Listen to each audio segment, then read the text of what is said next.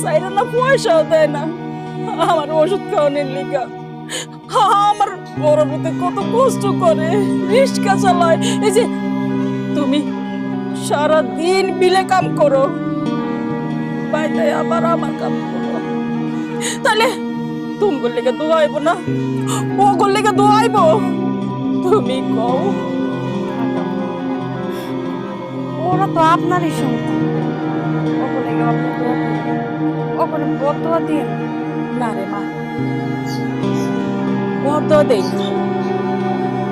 সন্তান খারাপ হোক ভালো হোক, দোনোটাই তো আমার পেটের সন্তান। কিন্তু বর্দ দেওয়া লাগে না, মা বাপের হাহাকার লাগা যায়। আম্মা আপনি খাওয়ান কটা খায়ালো, আপনার ওষুধ খাইতে হইব। ওই জায়গায় আমার আবার ক্ষেতের কাম করে নিছি, ওগুলা করা লাগবে। আমি গেলাম। যাও মা, আমি খাইলো।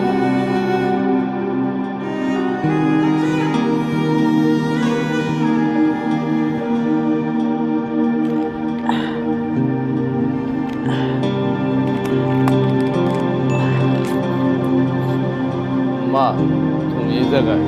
বাজান রিক্সা চালায় আয়া পড়ছস? ও মা রিক্সা চালাইছি, শোনো আমার সময় আমি তোমার লেগে ওষুধ দিয়েছি।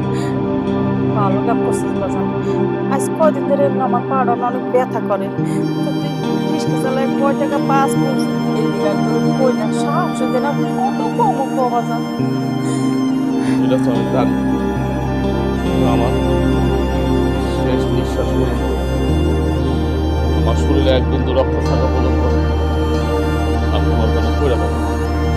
তুমি আমার লেগে তুমি দোয়া করো। আমার তো অনেক বড় করুক বাজান, অনেক বড় করুক। যত বিপদ আপদ আছে সব কিছু থেকে যেন আল্লাহ তোকে দূরে রাখে, এটাই আমি আল্লাহর কাছে চাই, আর কিচ্ছু চাই না বাজান।